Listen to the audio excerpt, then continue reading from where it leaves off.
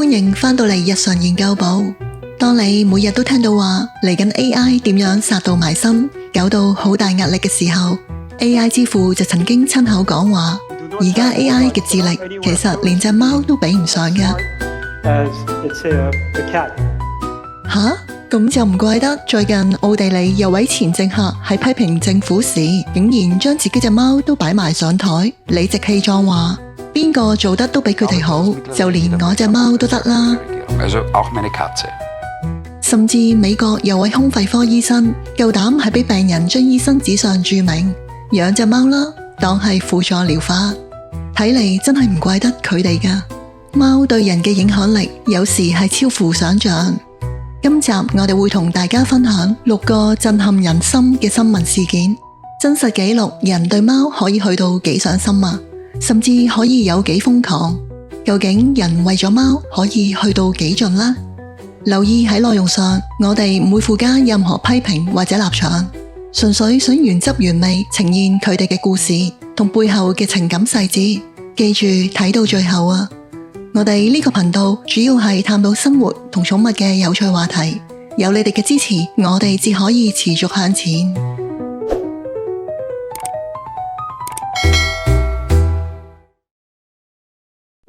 時間與金錢。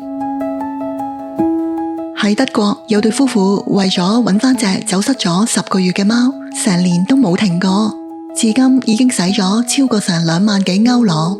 佢哋接受訪問時話，老實講，我哋根本冇計過數㗎，幾多錢都唔理啦，最緊要係可以帶返佢返屋企。事源發生喺上年夏天，當時佢哋去緊旅行，喺酒店門口拎個貓籠落車嘅時候，隻貓突然跳咗出嚟，就咁就走甩咗啦。自此之後，佢哋每個週末都會揸成幾百公里車返去現場揾貓㗎，成個城市貼滿咗近萬張尋貓海報，仲喺唔同角落擺咗8個食物盤添，每個都放滿吞拿魚，再裝埋攝錄機直播男主人部手機度，24小時監察住。之後因為有人投訴佢哋貼得太多海報，就改咗逐家逐戶派傳單啦。後嚟佢哋仲喺社交平台開咗個專頁，吸引成4000人追蹤。男主人更組織咗一班義工，每人都配備埋晶片掃描器，話明24小時候命，即係只要佢喺手機見到有可疑影像，打個電話，義工就會即刻出動去確認係咪佢隻貓啦。男主人解釋話，佢隻貓性格好細膽㗎，唔係嗰啲會主動黐人嘅貓。佢估佢隻貓可能因為好驚，只會咁夜晚先會出嚟。就算依家使多咗咁多錢、時間同心血，但佢都唔會放棄㗎。佢話佢唔只係寵物，佢係我嘅朋友，係屋企人。你又點會放棄自己嘅朋友呢？堅持與代價。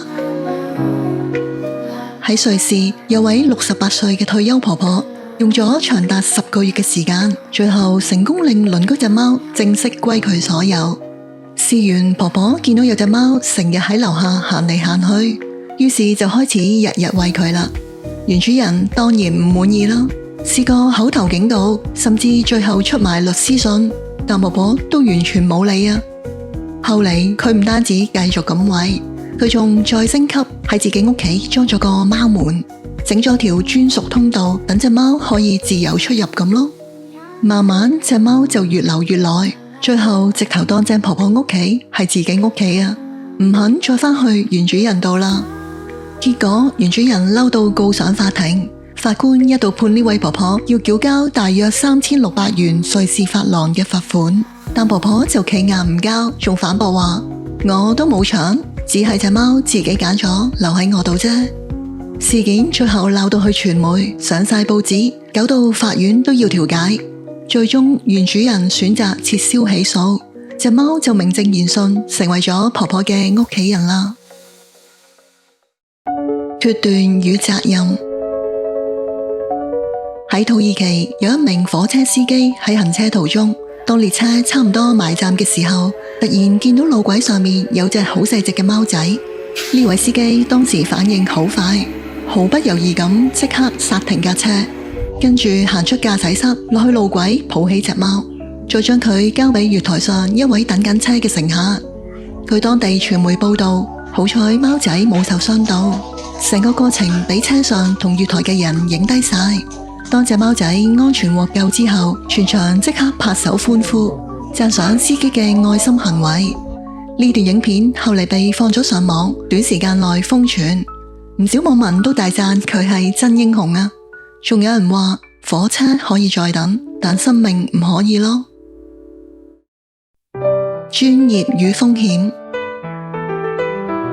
喺意大利有位放射科醫生，因為用咗醫院部 CT 機幫自己受傷隻貓做檢查，最後雖然成功救返隻貓條命，但結果就搞到自己要接受調查，被指控可能係濫用醫療資源。事緣有一日，佢隻貓喺屋企由6樓跌咗落街，傷勢嚴重，情況好危急啊！佢知道冇得拖㗎，於是趁夜晚冇人，部 CT 機又冇人用嘅時段，靜靜帶隻貓返醫院做掃描，仲即場幫佢抽走肺部嘅積氣。醫院事後知道呢件事，即時展開內部調查。有關當局指出，佢可能涉及浪費公帑，甚至影響到其他病人嘅服務。呢位醫生後嚟寫信同醫院解釋，話自己實在冇辦法眼白白睇住隻貓死啊，仲承諾會賠償相關嘅費用。佢表示，如果我冇盡一切努力，隻貓最後咁死咗，我一世都唔會原諒自己。特別係我哋全家都當咗佢係屋企人㗎啦。呢件事喺醫學界同網上都引起好大迴響，亦有人質疑佢係咪濫用特權，甚至有傳媒抽水話，識人真係好緊要啊，連貓都可以打尖㗎。勇氣與行動。喺美國有對情侶去希臘度假，有一日沿住海邊散步嘅時候，突然發現遠處海面有隻好細隻嘅貓仔，似係喺度掙扎緊，睇落好似就快浸死。短片所見，現場嘅救生員曾經警告話好危險㗎，但呢位女士就完全冇理，二話不說就即刻跳咗落海，一口氣游到貓仔嘅身邊，一手抱住佢，再游返上岸。後嚟佢哋為咗收養呢隻貓，將原本嘅假期同返美國嘅計劃全部都重新安排過，喺搞掂晒領養手續、打針、健康檢查同埋海關文件之後，終於成功將貓仔帶返美國。返到去之後，仲喺社交平台開咗個專頁，分享貓仔嘅新生活。事後呢位女士接受訪問時話，當時根本冇諗過唔救，對我嚟講完全冇猶豫過啊。生命與信念。喺美國有一間專門收留貓嘅動物庇護所，喺今年3月底發生大火。65歲嘅創辦人為咗衝入火場救貓，不幸喺火災中過身，超過160隻貓都葬身火海。有目擊者同朋友事後向傳媒表示，話佢其實一開始已經成功走咗出嚟㗎喇。但之後一次又一次咁衝返入去，想盡力救多啲貓，直到最後一次佢就冇再出返嚟啦。呢位創辦人喺2006年因為一場交通意外失去咗佢24歲嘅仔，之後佢就開始投入救貓嘅工作，仲親自成立咗呢間庇護所。朋友形容佢係住喺一間8乘10尺嘅細房，得個迷你雪櫃同微波爐，揾嘅每一蚊都拎晒去照顧啲動物，完全冇留返俾自己㗎。火災發生之前，佢本來仲準備緊將當時超過300隻貓搬去新建更大嘅地方度，距離佢嘅夢想只係爭一步。雖然最終有超過200隻貓成功獲救，但創辦人同160隻貓就不幸離世。到目前為止，全球嘅捐款已經接近80萬美金，用嚟幫助幸存嘅貓仔同埋重建庇護所。睇完以上6個真實故事，見證到有啲人為咗貓確實可以做到不問回報，無論係金錢、時間，都付上法律風險，賠上事業，甚至犧牲自己。最後想引用一首感動人心嘅貓詩作為呢集嘅總結。既然上天讓我們相伴，共享人間的喜與悲，我深信在明亮的天國也會為你留下一席之地。歡迎分享交流你嘅諗法同經歷，記得訂閱我哋嘅頻道，按讚同分享。多謝你睇到最後。